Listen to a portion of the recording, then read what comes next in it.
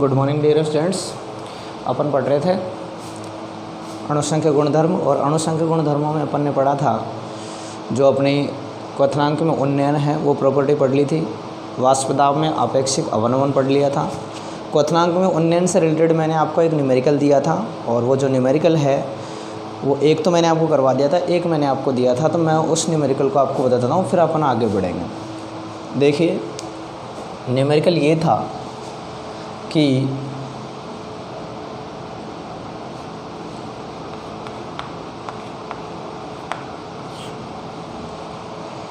Benzene का वाष्प दाब, बेंजीन का क्वथनांक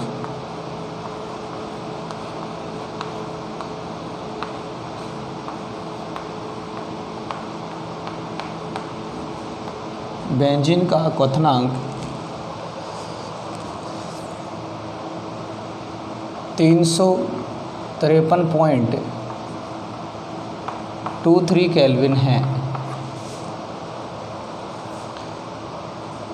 यदि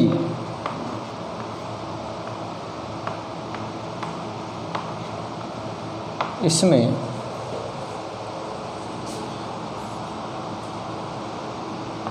1.80 ग्राम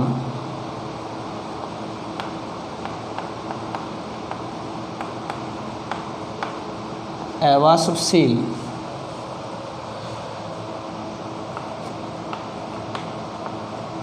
विलेय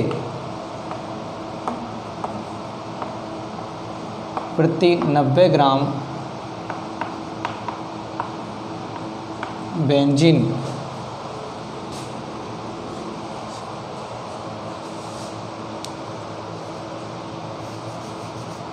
यदि 1.80 ग्राम अवाष्पशील विलेय प्रति 90 ग्राम बेंजीन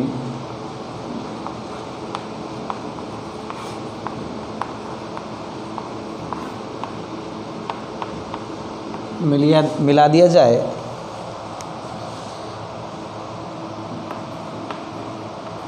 तो बेंजीन का क्वथनांक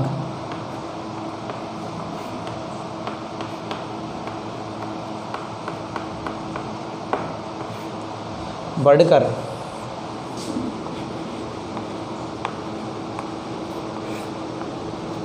354.11 केल्विन हो जाता है।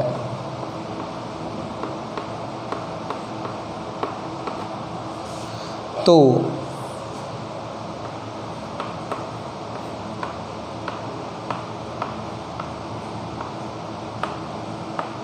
विलेय के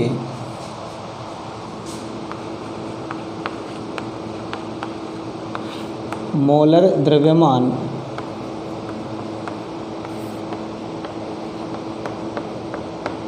की गणना करो यदि Kb का मान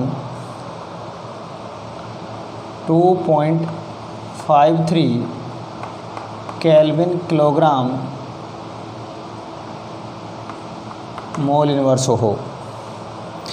क्वेश्चन पूरा दिखना है स्टूडेंट्स, देख लेता हूँ मैं एक बार। बड़ी समस्या रहती है तो हमारे इसकी बिल्कुल करेक्ट है, कोई दिक्कत नहीं है। देखिए आगे देखते हैं इसको अपन हल करते हैं अपन इसका। देखिए दिया क्या गया है, दिया गया है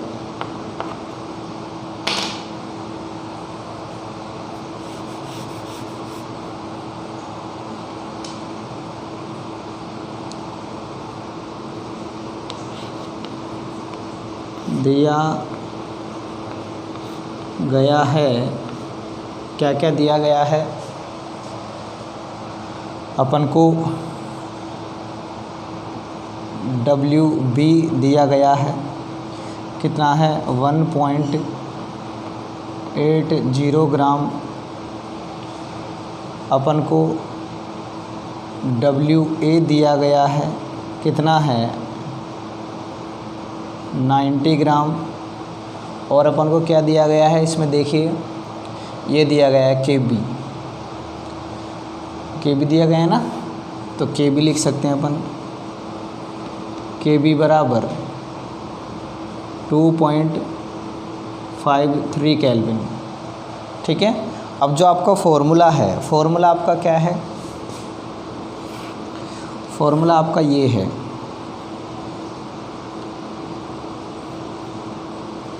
डेल्टा टी बी बराबर K B into W B into 1000 by M B into W A. Clear है, और हमको निकालना इसमें ये है, तो हम इसको यहाँ लाएं तो एम बी बराबर K B into W B into 1000 by delta T B into W A. अब देखो इस फॉर्मूले के अकॉर्डिंग अपने पास में क्या क्या कैलकुलेट करना है अपन को। एक तो अपन को करना है एक्चुअल में तो एम बी, अपन क्या करना है, विलेय के मोलर द्रव्यमान की गणना। तो विलेय का मोलर द्रव्यमान क्या होता है, एम बी। और अब अपन यहाँ पर डेल्टा टी बी नहीं है, तो डेल्टा टी बी भी आप कैलकुलेट कर सकते हो। डेल्टा टी बी बराबर होता है T B minus T B nought. तो देख लीजिए टी बी कितना है, टी बी क्या है आपका, यहाँ लिख देता हूँ मैं। टी बी क्या होता है, विलयन का क्वथनांक। विलयन का कितना है आपका 354.11 केल्विन। और टी बी नोट जो शुद्ध विलायक का था आपका, वो कितना है 353.23 केल्विन। तो यहाँ रख लेंगे इस वैल्यू को, 354.11 माइनस 353.23। तो आपकी डेल्टा टी बी का जो वैल्यू है वो निकल के आ रहा है, डेल्टा टी बी आ रहा है आपका 0.88 केल्विन। ये आपका डेल्टा टी बी आ गया। ठीक है, थोड़ा जगह देख लेता हूँ मैं कितना क्या आपके आएगी ये।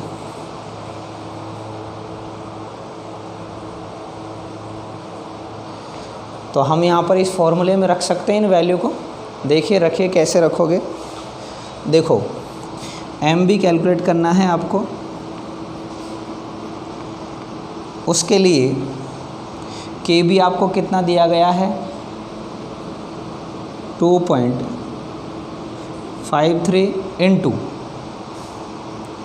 डब्ल्यू बी कितना दिया गया है आपको 1.80 इंटू 1000 बाय, नीचे क्या आएगा आपका delta T B. Delta T B कितना है 0.88 इंटू, अब क्या बचा डब्ल्यू ए। डब्ल्यू ए आपको कितना गिवन है 90 ग्राम। ठीक है, तो जब हम इसको सॉर्ट आउट करेंगे तो हमारे पास में आंसर निकल के आता है, आंसर आएगा आपका एम बी जो है उसकी वैल्यू निकल के आ रही है आपके 58 ग्राम। कितनी निकल के आएगी 58 ग्राम।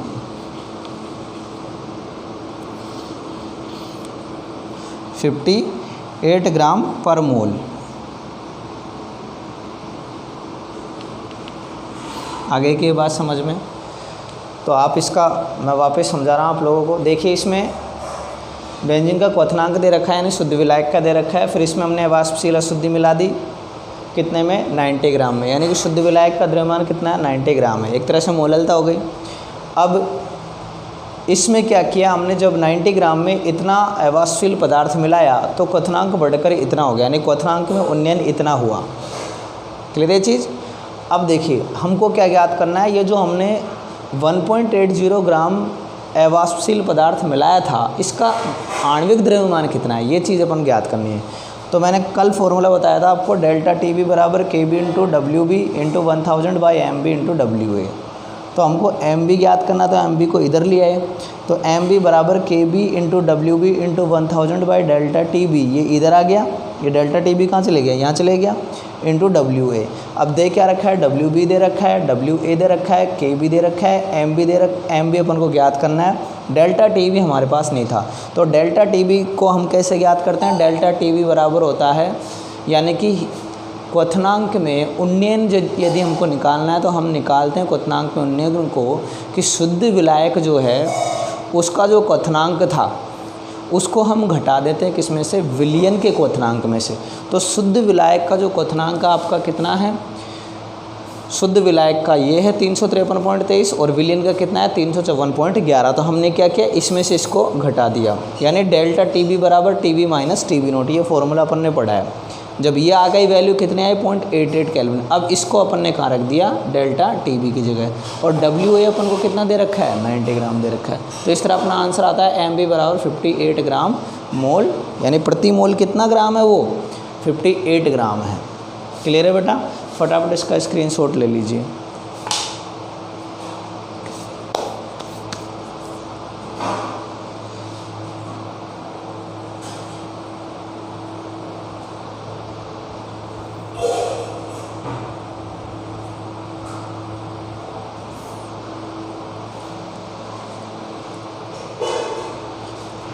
ठीक है, ये जो है इसको मैं यहीं लिख देता हूँ, एम बी आपका आया है 58 ग्राम पर मोल, ये आपका आंसर आया। ठीक है, यहाँ लिख देता हूँ, नहीं दिख रहा ज़्यादा ही तो एम बी बराबर आया 58 ग्राम पर मोल। ओके, अब मैं क्वेश्चन को इरेज कर रहा हूँ।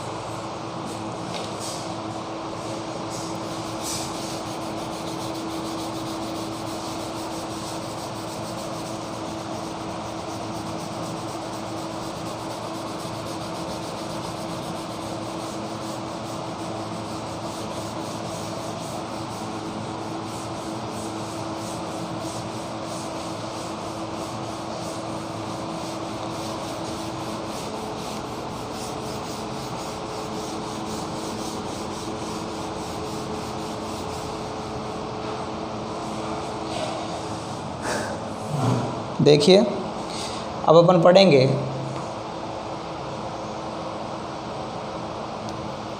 न्यू हेडिंग है, अगली अणुसंख्या गुणधर्म पढ़ेंगे। अगला अणुसंख्या गुणधर्म है हिमांक में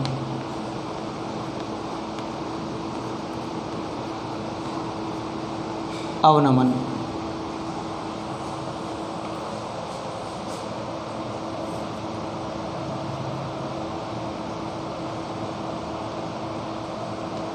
lowering in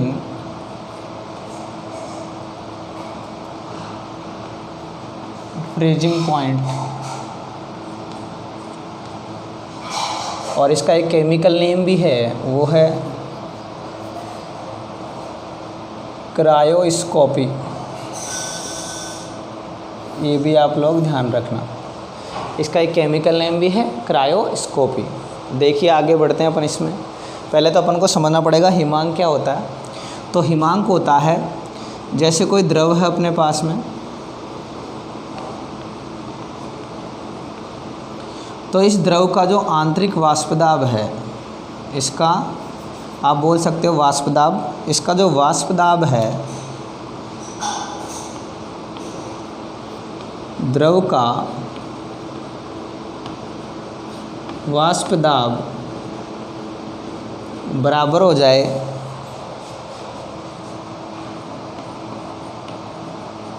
उसकी ठोस अवस्था के वाष्प दाब के बराबर।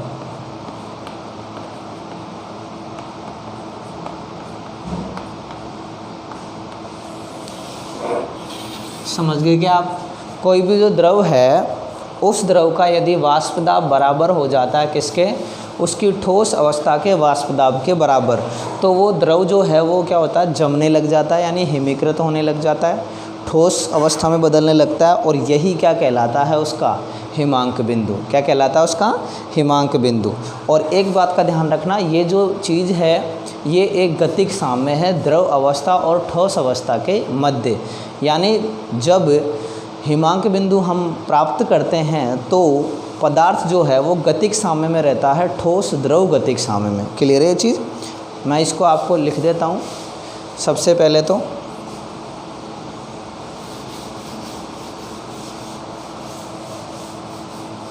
देखिए,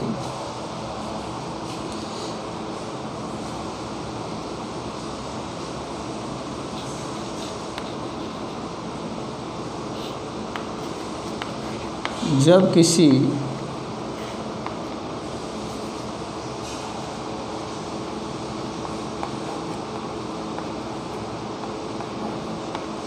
निश्चित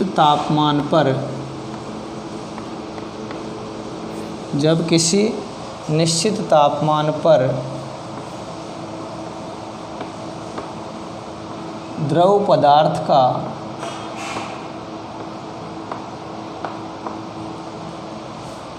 वाष्प दाब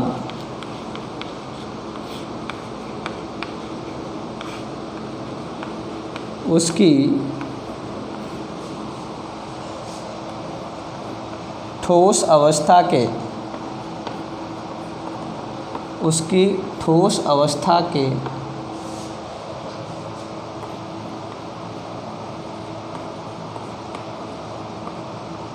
वाष्प दाब के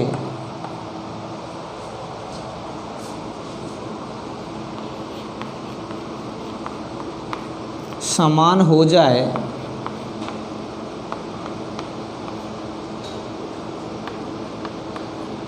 अर्थात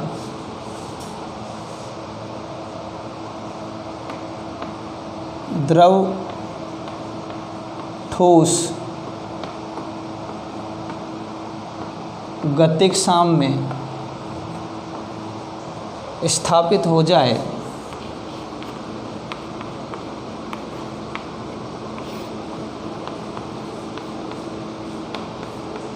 तो द्रव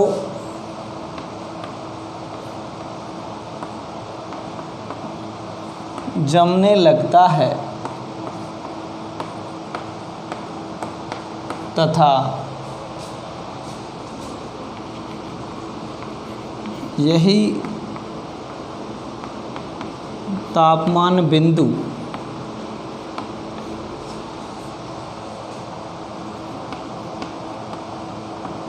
उसका हिमांक बिंदु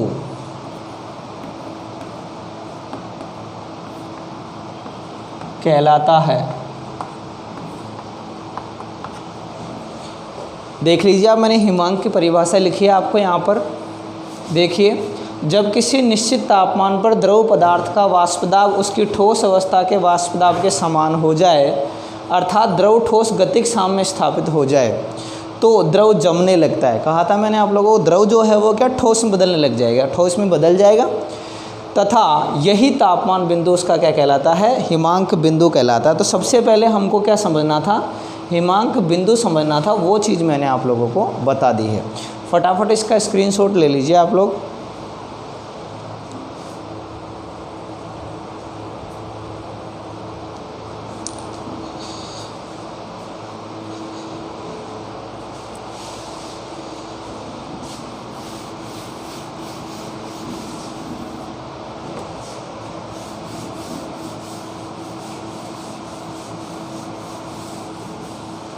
अब अपन देखते हैं इसमें हिमांक में अवनमन। देखो, अवनमन का मतलब होता है कमी, अवनमन का मतलब होता है कमी,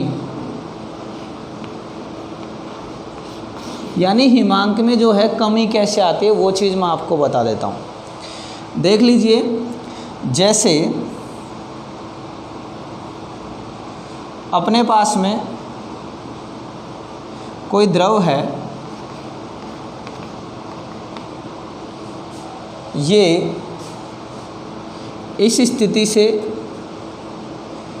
जब इस स्थिति में यहाँ तक पहुँचा तो यहाँ आकर क्या हो गया, ये जम गया, यानी ये इसका क्या हो गया, हिमांक बिंदु, एक तरह से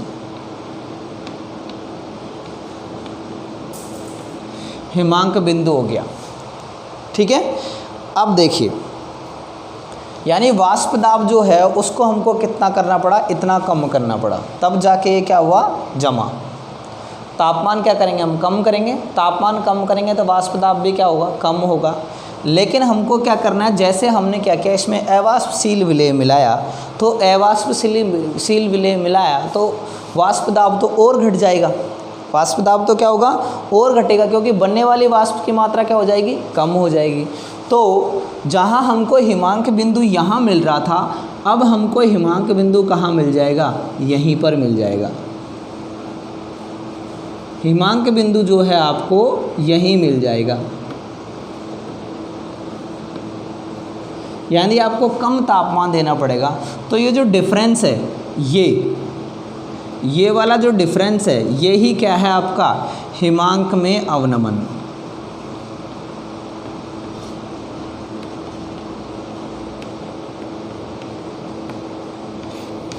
समझ में आ रही बात। पहले जैसे हमको ये जो हिमांक बिंदु है ये मिला हमको 10 डिग्री सेंटीग्रेड पे, लेकिन जब हमने इसमें अवाष्पशील विलेय मिला दिया तो वाष्प तो वैसे ही कम हो गई, यानी कि और भी कम तापमान पर हमको क्या मिल जाएगा, हिमांक बिंदु मिल जाएगा। तो जैसे ये कितने पे मिल गया अपन को, 8 डिग्री सेंटीग्रेड पे, यानी कि हमको कम ही तापमान देना पड़ेगा, इतना तापमान देने की ज़रूरत नहीं है। आ गई ये बात समझ में। जल्दी हमें क्या मिल जाएगा, हिमांक बिंदु मिल जाएगा, क्योंकि बनने वाली वाष्प की मात्रा क्या हो गई, अपने आप ही कम हो गई। क्यों, क्योंकि हमने क्या किया, उसमें अवाष्पशील विलेय मिला दिया। तो मैं इसको आपको डेफिनेशन के थ्रू और बता देता हूँ।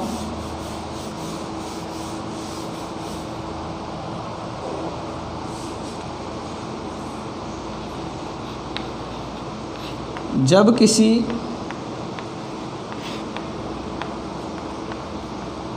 शुद्ध विलायक में, जब किसी शुद्ध विलायक में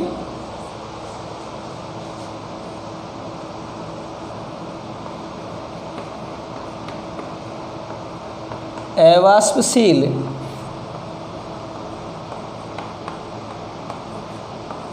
अशुद्धि को मिला दिया जाता है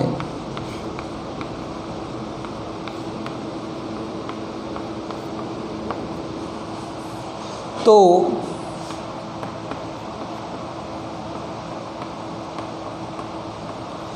अवाष्पशील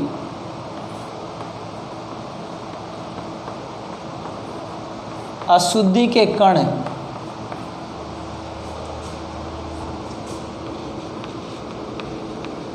शुद्ध विलायक के कणों को सतह से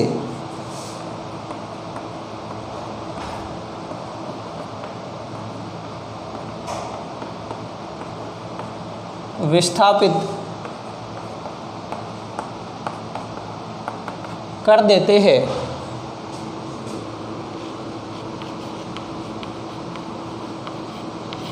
जिसके कारण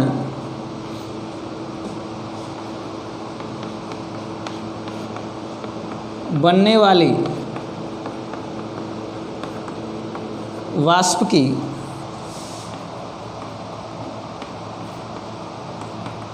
मात्रा में कमी आ जाती है।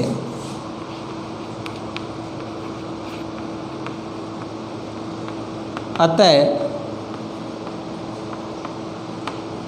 हिमांक बिंदु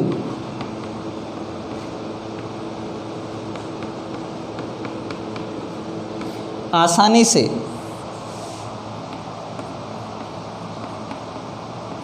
प्राप्त हो जाता है। इसे ही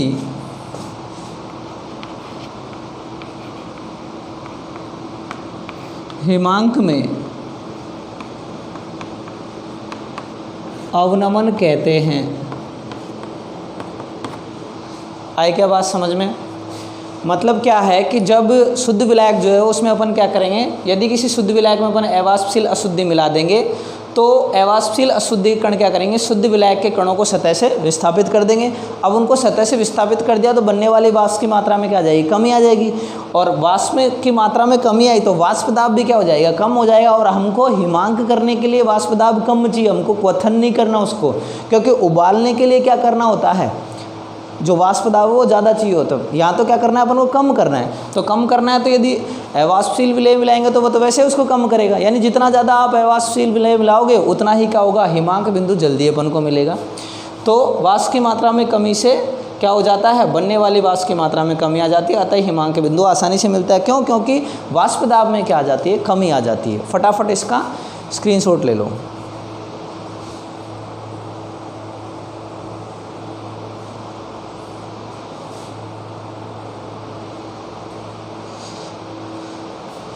अब देखिए मैं इसको आपको ग्राफ के थ्रू और इसको फॉर्मूला जो है इसका मैथमेटिकल वो आपको बता देता हूँ।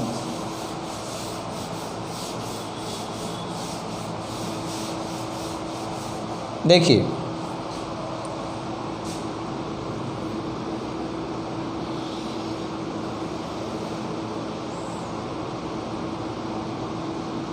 यहाँ हमने क्या लिया,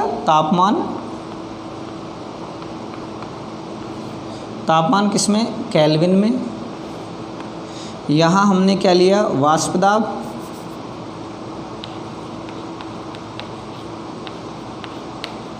यहाँ के ले लिया अपन ने वाष्प दाब। अब देखिए जैसे स्थिति ये है कि ये जो वाष्प दाब है ये अपन ने नेट यहाँ पर फिक्स कर दिया कि भाई 1 एटमॉस्फेरिक है, ठीक है। अब देखिए जैसे ये लाइन ड्रॉ कर देता हूँ मैं यहाँ पर,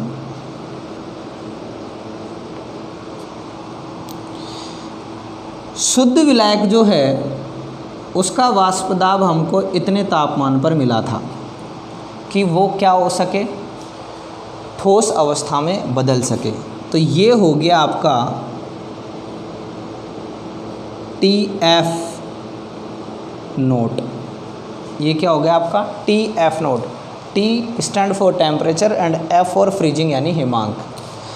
अब क्या हुआ, हमको क्या करना है, हमने इसमें क्या कर दिया, अवाष्पशील अशुद्धि मिला दी। अब अवाष्पशील अशुद्धि मिला दी तो हमको इतना तापमान देने की ज़रूरत है ही नहीं, कम तापमान पर ही क्या हो जाएगा, उसका जो वाष्प दाब है वो क्या हो जाएगा, कम हो जाएगा। तो सपोज यहाँ पर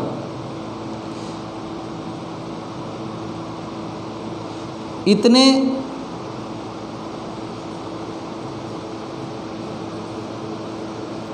तापमान पर ही वो क्या हो गया, फ्रीज हो गया यानी जम गया। तो ये हो गया आपका TF।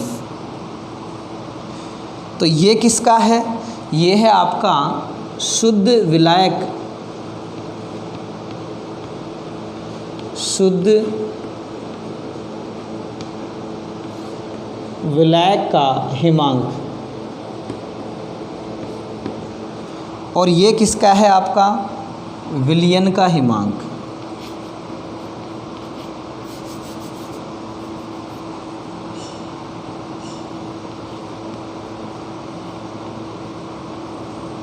विलयन का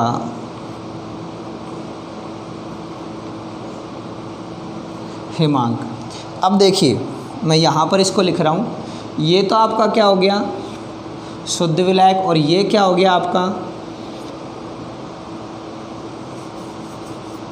ये तो आपका क्या हो गया, शुद्ध विलायक। और ये जो है ये आपका क्या हो गया, विलयन का। तो यहाँ लिख सकते हैं हम, ये तो क्या हो गया, विलयन,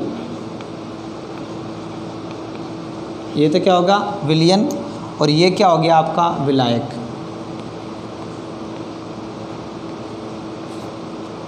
क्लियर है चीज़। अब इन दोनों का जो डिफरेंस है, ये जो डिफरेंस है टेम्परेचर का, ये हो गया आपका डेल्टा TF। क्लियर है।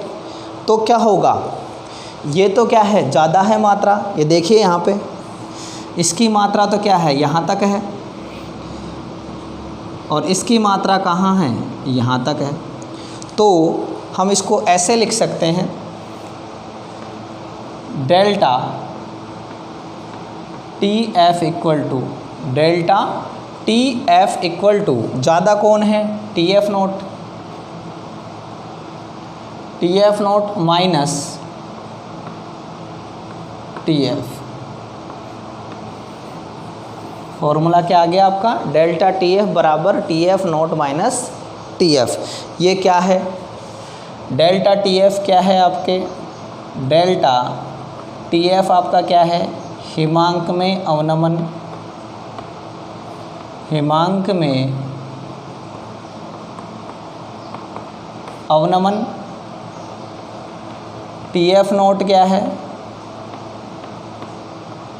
शुद्ध विलय का हिमांक, और टी एफ क्या है आपका, विलयन का हिमांक।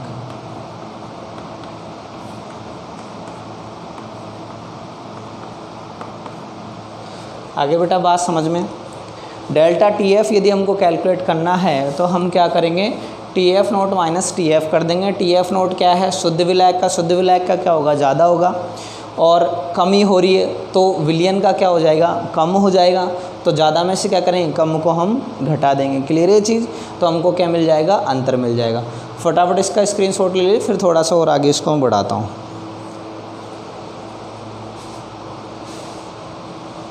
ले लिया, आगे बढ़ते हैं।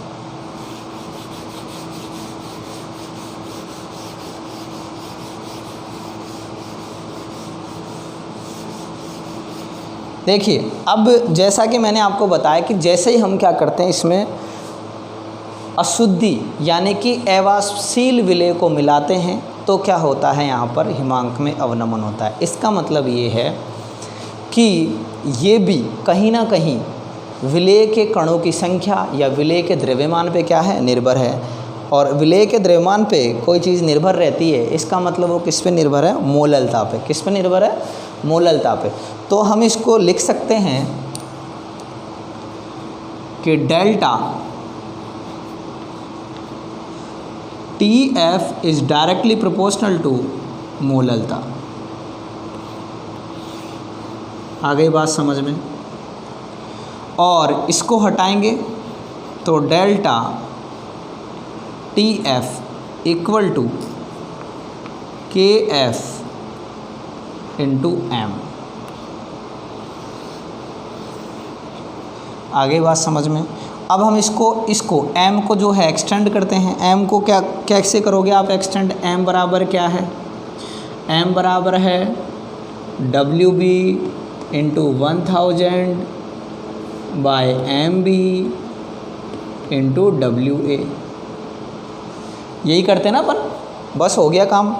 इस वैल्यू को कहाँ रख दो, यहाँ रख दो, यहाँ रख देते हैं साहब। Delta T F equal two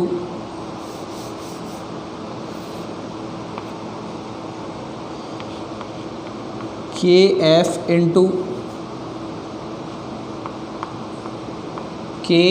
into क्या है, WB इंटू 1000 बाय नीचे क्या है MB इंटू WA। क्लियर है। वेरिएबल्स आपको पता है, वेरिएबल्स मैं यहाँ लिख देता हूँ। देखिए के एफ क्या है आपका, के एफ आपका हिमांक अवनमन स्थिरांक, या इसको बोल सकते हैं क्रायोस्कोपी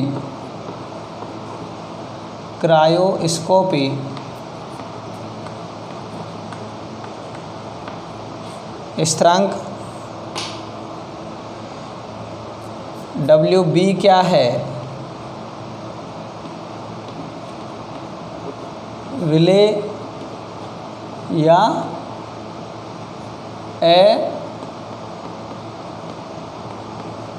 वाष्पशील घटक का भार mb क्या है?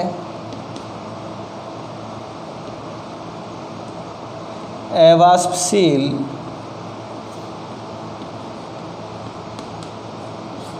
विलेय का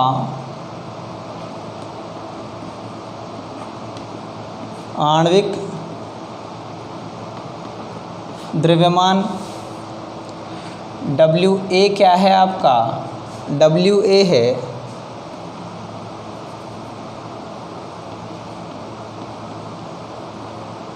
विलायक का भार। ठीक है बेटा, फटाफट आप जो है इसका स्क्रीनशॉट ले लीजिए ताकि अपन इस मैटर को थोड़ा आगे बढ़ाएं।